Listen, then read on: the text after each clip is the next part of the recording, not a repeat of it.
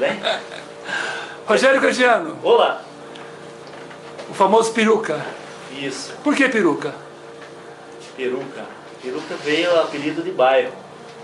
Na minha turma de bairro, na época de uns 15 anos de idade, por aí, cada um foi aparecendo com um apelido. Então tem eu que sou peruca, tem outro que é o cabelo, tem barba, e tem vários apelidos. Daí quando eu comecei no paraquedismo, na hora de preencher a ficha, né? Já te acompanhou. Qual é o teu apelido? Pegar uma coisa pior, pode ser peruca mesmo. Então ficou, tinha muito cabelo na época e ficou o apelido. E como é que você conheceu o Agora o paraquedismo? vento levou, aerodinâmico. Como é que você conheceu o paraquedismo? O paraquedismo, eu moro em torno de uns 4 quilômetros daqui, então... Aqui? Aqui então, é onde? Aqui de Curitiba, né? Nós estamos no Aeroclube do Paraná, no Bacaxiri. Então eu moro próximo, num bairro próximo daqui, sempre de longe vendo a Escola da Fumaça, paraquedismo e coisa de moleque de rua, né? Gosta de aventura, e pular muro, e sobe em construção, aquelas coisas. Deu a oportunidade de assistir uma vez um salto aqui, e lógico que sempre saltar, né? O sonho de todo menino que está nativo aí fazendo, aprontando, né? Não tá dentro de casa, né? E quem foi seu instrutor? Na minha época, o curso era administrado em basicamente um mês. Então, tivemos vários instrutores, né? Cada um fazia uma parte, equipagem, outra dobragem, e aí vai, né? Procedimentos de emergência, várias coisas. Então, eu tive vários instrutores, né? Desde o Casimiro, o Faixa, o Nikelso, o Solon, o Mário Meio Quilo, a Alba. Nossa! Tive vários, né? O Walter. A nata do paraquedismo paranaense. Exatamente. Eu não sei exatamente quantos instrutores eu tive, mas cada um vinha, a aula de equipagem, o Joio, o Jota, cada um teve uma percentagem de instrução na época, né? Foi muito legal. Isso foi em que ano? Foi em 79. O meu primeiro salto foi dia 18 de fevereiro de 79, aqui mesmo em Curitiba, né? E na época era tudo paraquedas redondo, né? E eu fiz em torno de uns 60, 70 saltos de paraquedas redondo, em 79 mesmo. Teve um campeonato brasileiro aqui em Curitiba, em novembro, e eu e o Jota acabamos comprando na época, quando terminou o campeonato, nós compramos paraquedas quadrado, né? Retangulares da época, um americano que veio, o Paul Sitter, e vendeu um equipamento para mim e outro para o Jota. Daí começamos a saltar de paraquedas quadrado. Então até o campeonato que teve aqui eu saltei de paraquedas redondo. Tá? Era um Paracommander? Papillon. Saltei de Paracommander também, mas fiz toda a progressão da época, que é o SL, 10 saltos de ganchado. Tinha que fazer o reserva para ir para o livro, o único reserva que eu tenho até hoje, né? Oh, parabéns! Nunca tive nada de reserva, né? Sorte tem, mas pelo menos competência foi, também. E o Vento Sul, como é que surgiu essa equipe? Então, o Vento Sul, o que aconteceu? Eu comecei a saltar em 79 e logo queria fazer o trabalho relativo, e ficava enchendo, Casimiro, como é que é? Vamos fazer faixa? E aí foi, não, calma, segura, vai aos poucos e tal. E aconteceu em 1980, acredito eu, que foi o Mário Meio Quilo foi para os Estados Unidos.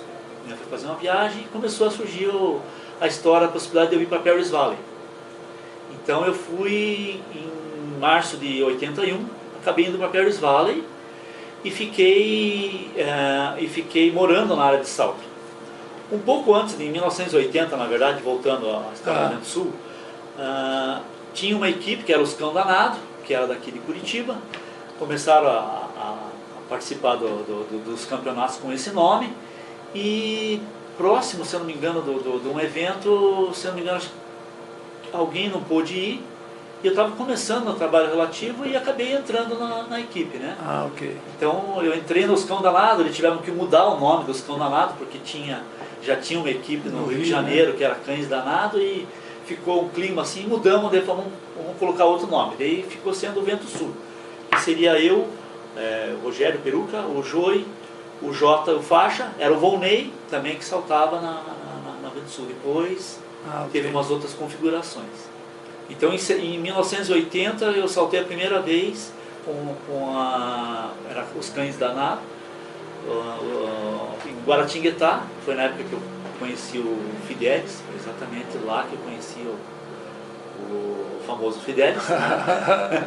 E conheci assim, né, de conversar, e ficamos juntos no quartel, né, no alojamento. Foi lá que eu conheci. E em 81 eu fui aprimorar o paraquedismo. Fiquei 8 meses e meio morando em Perris Valley, basicamente acampado na área, né? Tem um local que chama Bunk House, eram 23 camas e beliche. Eu morei lá, acampei lá. Depois de um tempo comecei a cuidar desse lugar, comecei a fazer outras coisas, ganhava ticket de salto para cuidar do local, e comecei a dobrar paraquedas na área. E daí deu a oportunidade do Joey e do Faixa irem fazer um treinamento lá em Perris Valley. O Jota na época não pôde ir, então a ideia era que ele treinasse lá, né? Eu fiz uns contatos com algumas pessoas que eu saltava lá, de trabalho relativo. O Yuki, que era um japonês muito competente, ele tinha uma equipe lá, e eu comecei a aprender com ele muitas coisas de trabalho relativo. E quando o Faixa e o Joey foram para lá, nós fizemos alguns saltos, né, para aprimorar as técnicas, colocamos um macacão, já saímos do macacão largo já para um mais justo. E começamos de lá para cá, de 82, vamos dizer assim, participar de alguns campeonatos brasileiros e ser convidado para alguns campeonatos paulistas, onde eram abertos, né? Saltar, o Campeonato Paranaense, onde tinha algumas competições. A gente nós éramos convidados para saltar e treinava um pouquinho, né? Mas era mais uma confraternização, né, do que treinamento. Eu morei em 87 um ano dando instrução em Campinas, na Azul do Vento. Eu comecei a saltar em 79, mas eu nunca gostei de dar instrução. Eu sempre tive meu paraquedismo para saltar, como atleta, quer dizer, tem, né? pessoas que gostam, né? Levam um jeito, gostam de falar, e tem um jeito. Eu nunca tive jeito de dar instrução. Mas em 87, quando eu acabei entrando na equipe do Azul do Vento, uma das premissas era participar dos treinamentos dentro lá da equipe dentro do Azul do Vento. Acabou nunca dando certo a gente saltar aquela quantidade que a gente queria de treinamento. Então eu fui fazer o curso de FF. Então eu fui um dos primeiros instrutores na época, né, em 87, de FF. Peguei um pouco dos americanos ainda que estavam dando instrução. E lá eu acabei morando numa residência com várias pessoas, né? Com o Pedrinho, né? Com o Pedro Ilu, com o Ricardo Petenar, a Cris, Cristina, né? Gonçalves. Cristina Gonçalves, o Juninho, né? O Juninho da Laurentes. O Rocha, né? O Ricardo Rocha. Então nós morávamos na mesma casa. Então era uma bagunça, saía da casa, ia para a área de salto, voltava, era uma convivência diária, né? Tanto na área de salto quanto na residência, né? E então se cria um vínculo maior com as pessoas que estão mais próximas naquele momento, né? E em 88 acabou dando a oportunidade de eu ir morar nos Estados Unidos. Por quê? Alguns anos anteriores eu comecei a fazer muitos saltos de demonstração aqui no Paraná. Eu, Faixa, e acabei montando uma equipe, montamos um clube, na verdade, chamando Air Show. Então era basicamente demonstração. Era eu, Pedro Ilu, Faixa, a Marta, o Pato, e começou a surgir o Gil, que veio de uma fatalidade que aconteceu em Blumenau. Teve uma época de enchente e eles vieram morar para Curitiba. E acabou, ele começou a crescer no esporte e começou a saltar com a gente em demonstração. Então fizemos vários saltos de demonstração, e teve a oportunidade do Gil ir para os Estados Unidos, que a irmã dele morava lá, que ainda mora, que é a Sandra, em 88, e ele foi, e eu só não fui junto porque apareceu uma primeira turnê do Circo Aéreo, da Onyx, em 88, que foi no Nordeste, dos 2 meses de show aéreo, né? E daí ficamos, e daí fazendo saltos de demonstração, e toda aquela coisa de paraquedismo que foi muito bom, né? E tal. E quando eu voltei, tive uma diferença de 4 meses que o Gil foi. Daí eu fui para os Estados Unidos, E acabei trabalhando lá, vendendo flores na esquina, estacionando o carro em boate mexicana. Então fazia de entregador, como se fosse de delivery, serviço de delivery, né? Só que era de carro. E o Gil trabalhava numa empresa dessa. Deu a oportunidade e começamos a trabalhar junto. E daí, depois de um tempo, começamos a morar junto. Então nós morávamos junto, trabalhávamos junto, ia saltar junto, ia esquiar, quando tinha na neve, ia esquiar junto, ia em muitos shows junto. E depois de um tempo, o Pedro Ilu foi para lá. Então o Pedro Ilu acabou ficando com a gente também um mês e pouco na mesma residência, e ele acabou indo morar com outro amigo meu de faculdade. Você vai se ramificando, né? E nessa época fomos saltar, teve um lance até interessante, nós fomos saltar em Las Vegas. E um clube lá chamava Outlaw.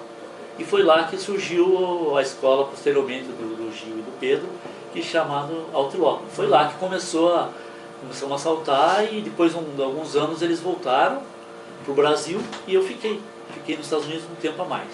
No total foram 6 anos e meio que eu fiquei nos Estados Unidos, né? De 88 a 94, 95. E o que o paraquedismo representou na sua vida, ou representa até hoje?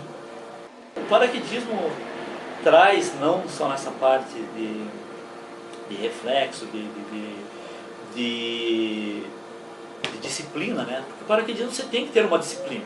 Se você abusar, é um paraquedismo de risco. O paraquedismo é um esporte de risco, queira ou não queira, né? Você limita ele, você estuda ele, você minimiza todos os problemas que possam ocorrer, você está preparado para aquilo, então você acaba fazendo a coisa instintiva, mas você treina aquilo, né? E quem não treina vai ser surpreendido um dia. Então, se você for surpreendido e estiver preparado para aquilo, você sobrevive, senão você entra para uma estatística. Então você tem que estar preparado para alguma coisa. Você vira esquina, você está preparado para o que vier na tua direção ou do teu lado. E o paraquedismo cria isso. A parte da amizade é indescritível, porque você está falando uma mesma linguagem com aquele grupo seleto de pessoas, que muitas pessoas que não tiveram oportunidade ainda de saltar, não sabe distinguir o que é sair para uma porta fora de um avião, de um helicóptero, de um balão, alguma coisa que te leve lá para cima, você aquele clima todo, né? Não sabe. Né? Por mais que você tente explicar, não adianta, a pessoa não vai saber, não tem aquele desde o início, aquela parte mística do paraquedismo, queira ou não queira, é uma parte mística, até você desenvolver o teu próprio paraquedismo, né? O que você vai, para onde você vai. E é interessante, porque você convive com as pessoas que falam a mesma língua, sentem aquilo que você sente. E quando você está fora das pessoas que saltam, você começa a falar até o próprio linguajar. Né? É um outro mundo. As pessoas não entendem, né? Pô, a linguagem nossa da aviação, do paraquedismo, né? É diferente, né? Você se sente quase um peixe fora d'água, né? Você vai falar alguma coisa, as pessoas não entendem a brincadeira, não sabem, daí é muito interessante isso, né? Beleza, Piruca. Bem, muitíssimo obrigado pelo seu depoimento. Valeu. Se você não saltou ainda, não perca a oportunidade. Beleza, muito obrigado. Quem não saltou ainda comigo, vamos ver se dá a oportunidade para saltarmos junto. Valeu? Tchananã. Falou!